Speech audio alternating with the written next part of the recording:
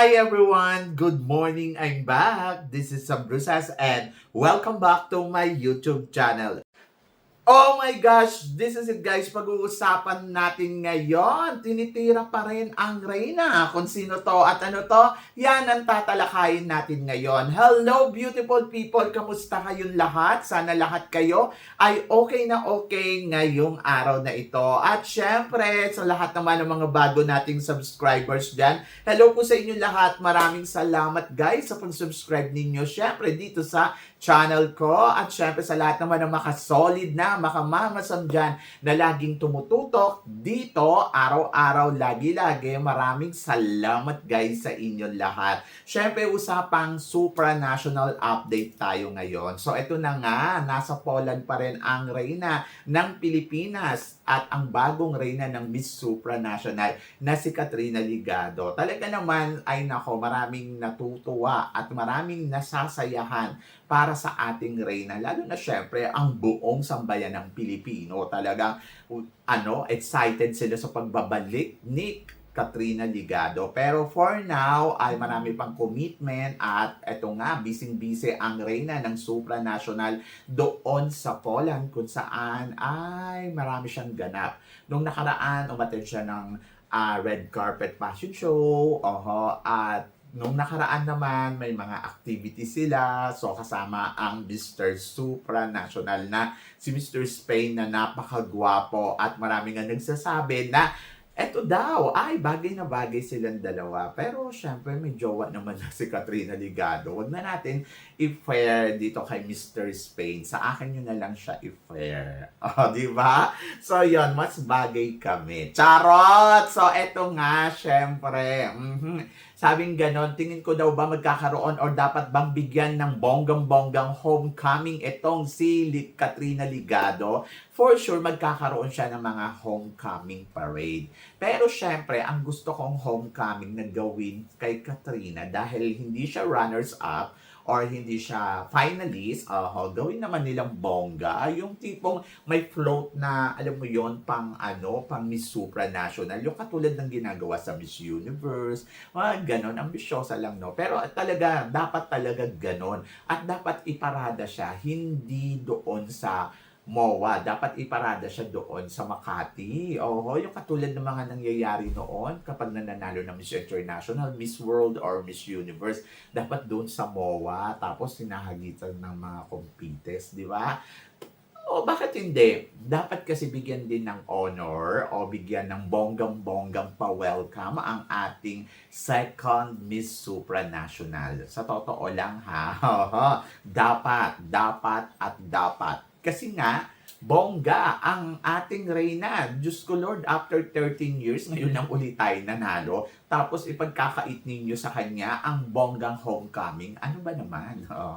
Dapat merong bonggang homecoming na maganap. At naniniwala ako na deserve niya ang mabigyan ng bonggang homecoming, di ba? So, yun, yung bongga talaga yung may float. Yung Miss Grand nga, nagkaroon sila ng float na maganda di ba? So, yun. So, binigyan nila ng homecoming si CJ at saka si Emma Tiglao. So, dapat ganun din sa supranational para maramdaman din ng supranational organization na na tawag dito, yung kanilang welcoming sa Pilipinas, 'di ba? Yung organization parang matutuwa siya, binigyan importansya ang pageant ko. Next time, ipanalo uli natin ang Philippines. Lalo na ngayon, siya lalaban si Allison dyan sa next year. So, kailangan back to back, 'di ba? So, back to the, talaga, back-to-back ang mangyari. Kaya ngayon pa lang, kailangan ayusin natin ang suporta natin dito sa supranational, di ba?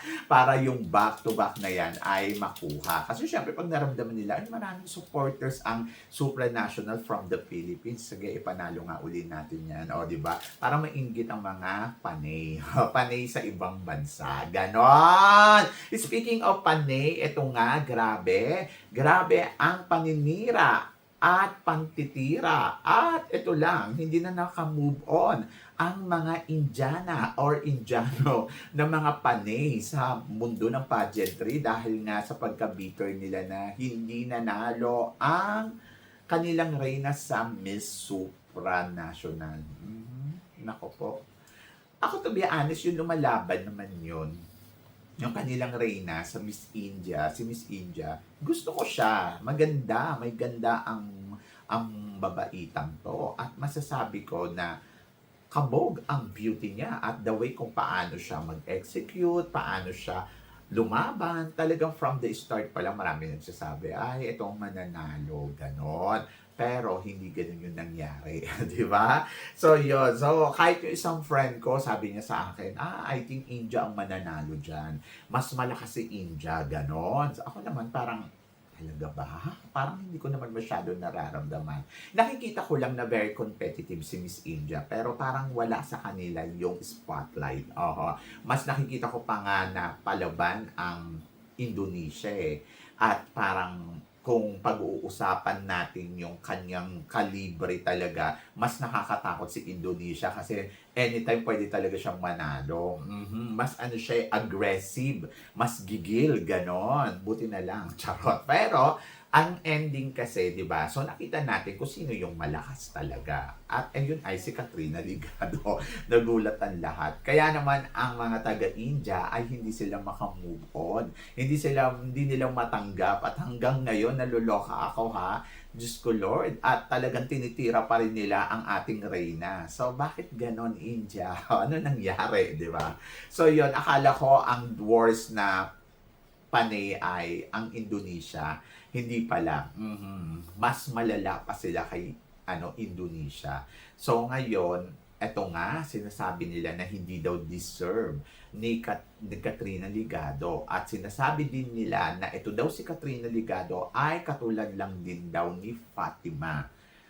Fatima 2.0. Yun talaga yung paninira nila. Ako naman parang,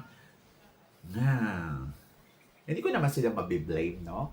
Hindi ko naman sila masisisi kung yun yung nararamdaman nila kasi opinion nila yun eh. Mahirap naman pakialaman yung opinion ng iba. Charot. Diba? So, mahirap ituwid yung mga ganong pananaw na parang, hindi.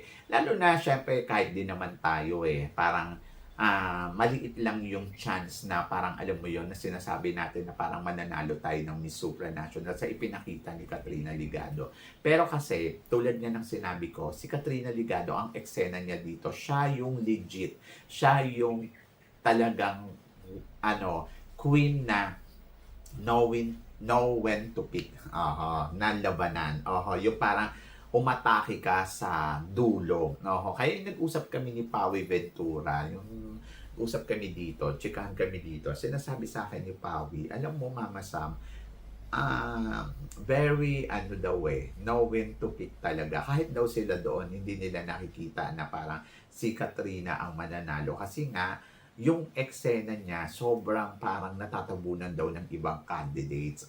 Katulad daw ni India at saka ni Indonesia. Pero pagdating naman daw ng prelim, doon na daw nag-start na talagang lumaban daw talaga. Siguro ang nakapag-motivate ng todo-todo kay Katrina Ligado, yung top model, yung hindi siya napasama doon, na parang ang reaction ng mga tao ay nako mahina. Kahit naman tayong lahat, 'di ba? Either me, nag-abang ako doon sa top model at doon ko inaasahan na mas siya doon, mag-shine. Pero hindi ganoon yung nangyari. So opposite, yung parang ganon. So naloka tayo. Pero in terms ng in fairness naman, pagdating sa preliminary, yun talagang tinodo niya na to. At dito talaga nilabas talaga ni Katrina yung galing niya. Wala talaga akong masabi nung prelim. Actually, medyo may question ka pa dun sa mga ibang galawan niya. Pero talagang nakita mo naman na sinecure niya yung Pilipinas para makapasok sa semifinals. Yung kumbaga parang secure. Kaya ang ganda nung laban ng Supranational kasi questionable siya. Yung hindi siya yung predictable. Yung kapag nag-predict ka pwedeng palpak yung predict mo, yung ganon. Kasi, ang hirap mag-analyze dito malakas din kasi si Czech Republic, di ba? Si Czech Republic, siya talaga yung nakikita mo na talagang, parang, siya ang pwedeng manalo sa gabi. Pero, pagdating sa finals night, nag-iba yung ihip ng hangin eh. I think talaga yung destiny talaga ang naglaro kay Katrina Ligado, and then yung luck niya nung gabing yon. Kasi kung titignan mo rin naman naiintindihan ko yung mga panay ng India, no? Sinasabi nila na Fatima tayo dito. Kasi hindi naman siya talaga yung masasabi mo very strong yung performance. Hindi kahit masabihin pa natin ang ganda ng suot niyang damit during the coronation or ang ganda ng makeup niya, but makikita mo sa kanya na ano siya hindi pa siya ganong ka-sure na siya yung mananalo. So talagang yun luck talaga, umusag ng umusag. And ayun.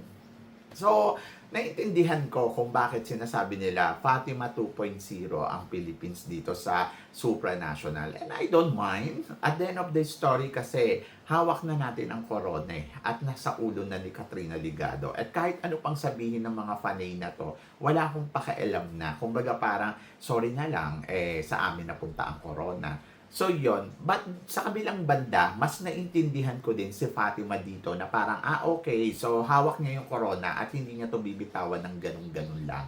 At yun din ang pananaw ko para kay Katrina Ligado na parang, ay nako, maloka kayo sa inggit at mag-move on na lang kayo. So yon, ganon.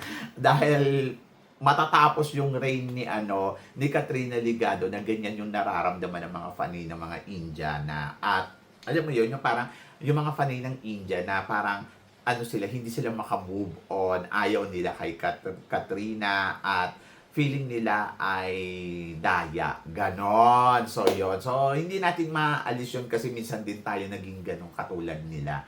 So, dapat tayo yung nakakaintindi. Sa sitwasyon na to, sa sinasabi ng mga ganyan, mas nauunawaan ko na you cannot, control talaga yung pageant Nasa babae talaga ng sino yung maswerte, kung sino yung may luck. And then, totoo yung sinasabi ni Gloria Diaz. Basta may luck ka nung gabing yon, mananalo ka. O, di ba? At ganun din naman yung nangyari kay Katrina Ligado. And job well done, Philippines. So, mamayagpag na lang tayo ng bonggang-bongga. And looking forward kami, syempre, sa mga susunod pang laban namin sa international stage, di ba? Sa laban natin. And let's see.